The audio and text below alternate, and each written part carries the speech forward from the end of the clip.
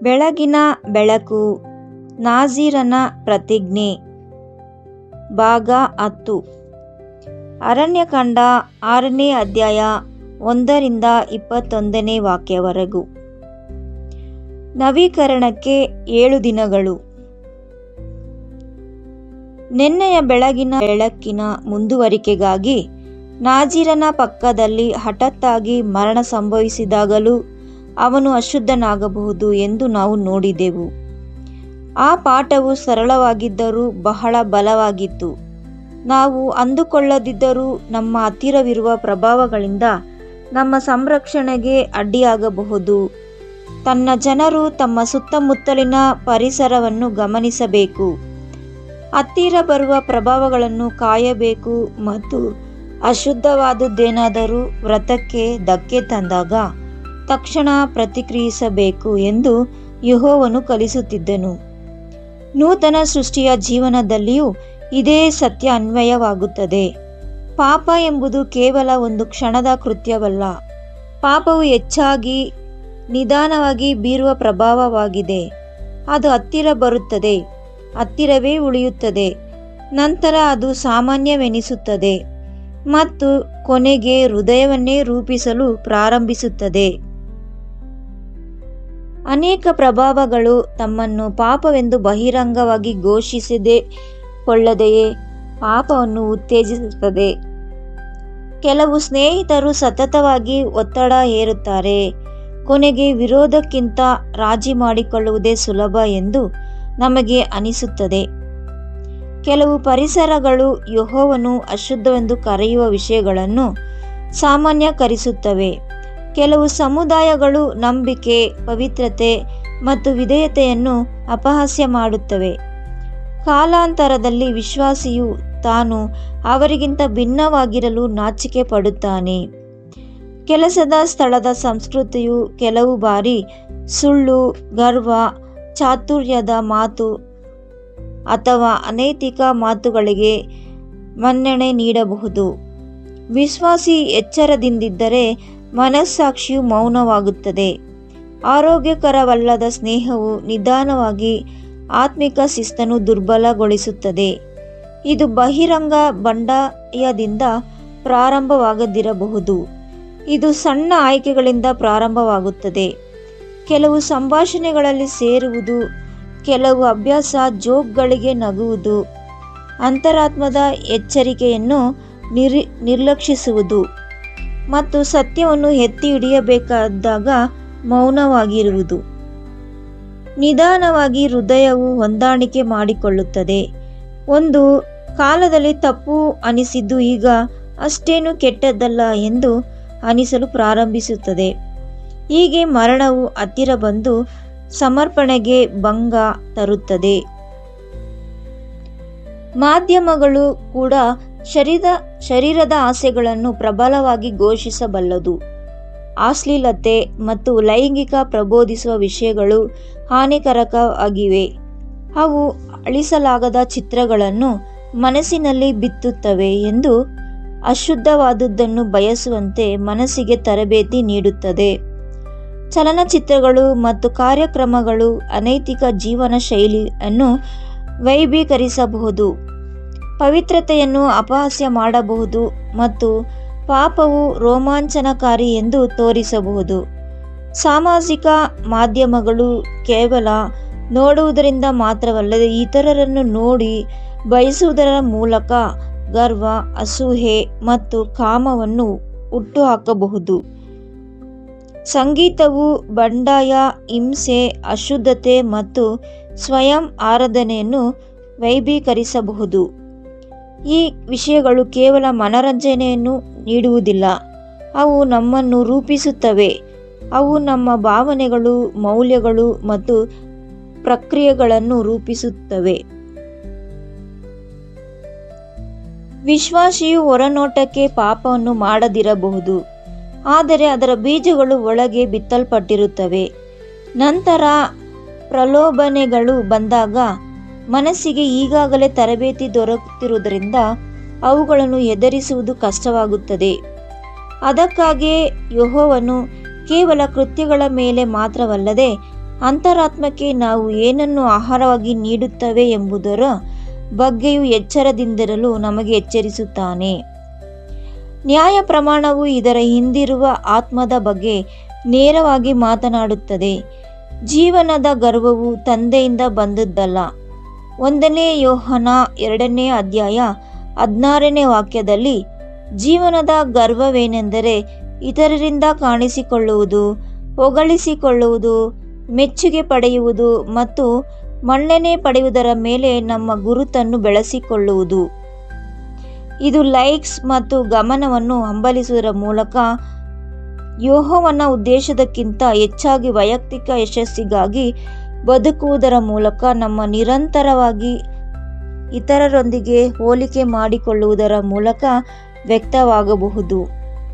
ಇದು ಕ್ರಿಸ್ತನ ಬದಲಿಗೆ ಸಾಧನೆಗಳ ಸುತ್ತ ನಮ್ಮ ಗುರುತನ್ನು ನಿರ್ಮಿಸಿಕೊಳ್ಳುವುದರ ಮೂಲಕವೂ ಕಾಣಿಸಿಕೊಳ್ಳಬಹುದು.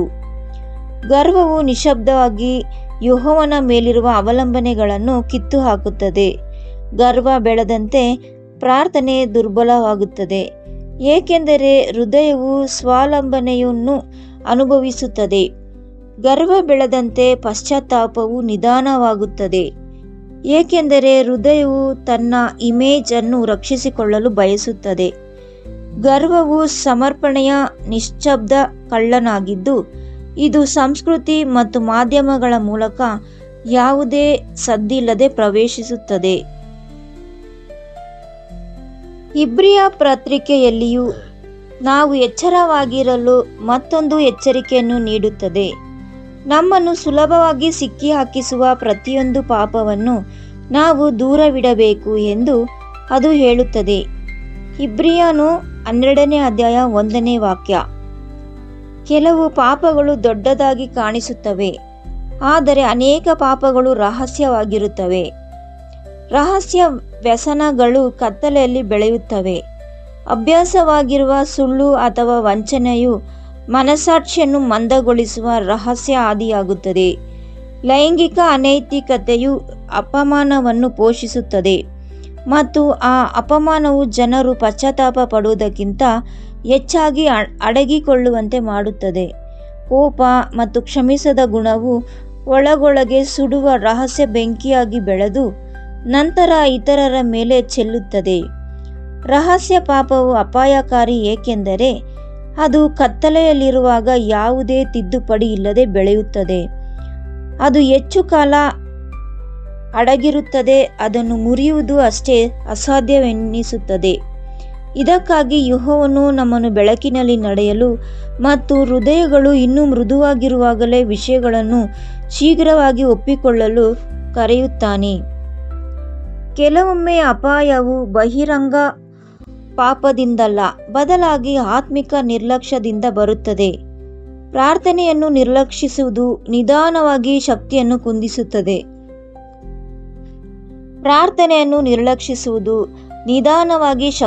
ಕುಂದಿಸುತ್ತದೆ. ಸತ್ಯವೇದವನ್ನು ಓದದಿರುವುದು ಮನಸ್ಸಿನ ಬೆಳಕನ್ನು ತೆಗೆದುಹಾಕುತ್ತದೆ. ವಿಶ್ವಾಸಿಗಳೊಂದಿಗೆ ಸಹಭಾಗಿತ್ವವನ್ನು ಕಳೆದುಕೊಳ್ಳುವುದು ಜವಾಬ್ದಾರಿ ಮತ್ತು ಪ್ರೋತ್ಸಾಹವನ್ನು ಇಲ್ಲದಂತೆ ಮಾಡುತ್ತದೆ. ಆಕಸ್ಮಿಕವಾಗಿ ನಿರ್ಲಕ್ಷಿತವಾಗುವುದು ಯುದ್ಧದಲ್ಲಿ ಹೃದಯವನ್ನು ದುರ್ಬಲಗೊಳಿಸುತ್ತದೆ.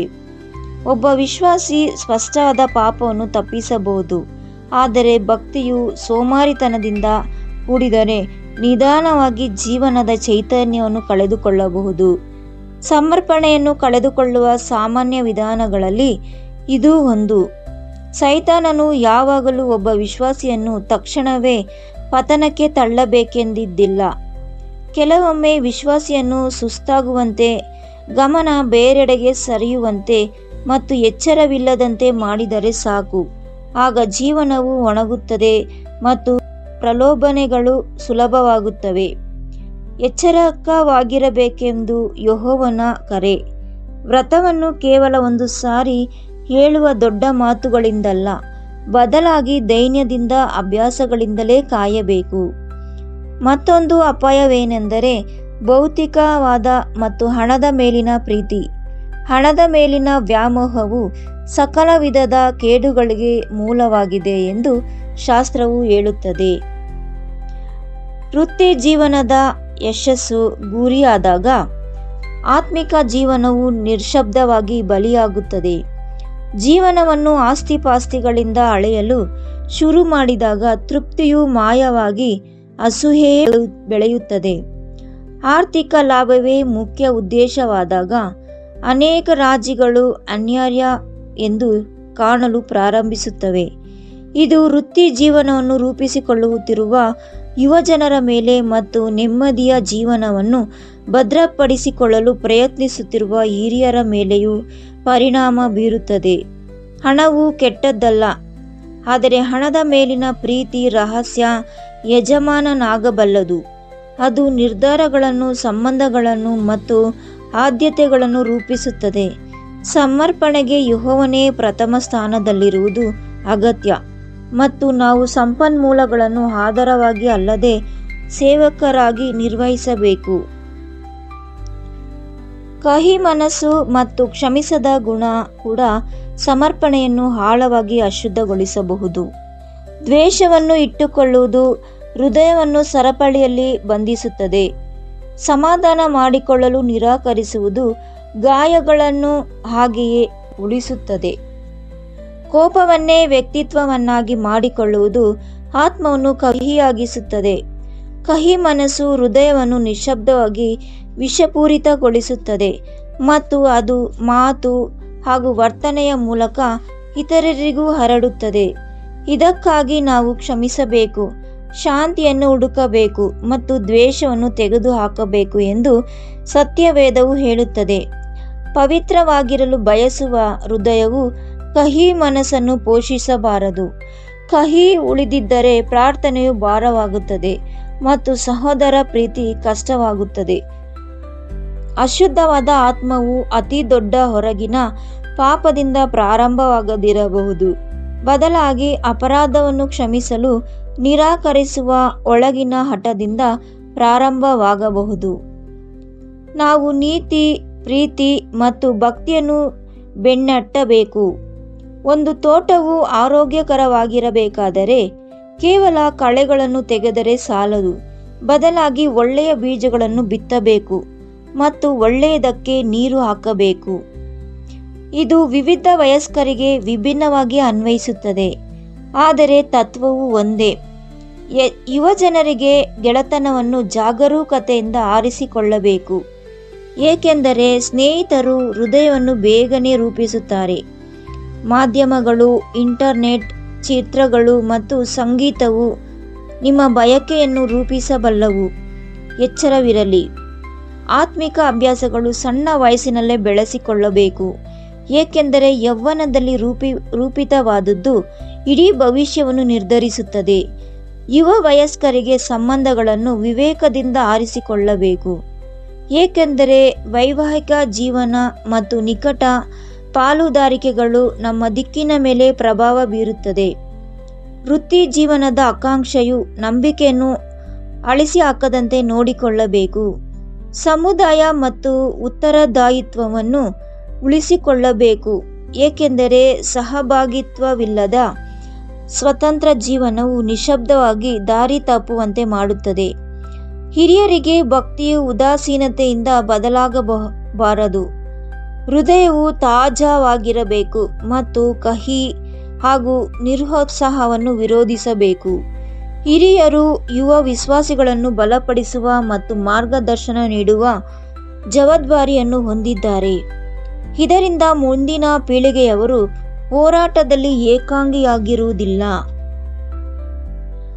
ಆದರೂ ಯೆಹೋವನು ನಮ್ಮನ್ನು ಭಯದಲ್ಲಿ ಬದುಕಲು ಕರೆಯುತ್ತಿಲ್ಲ.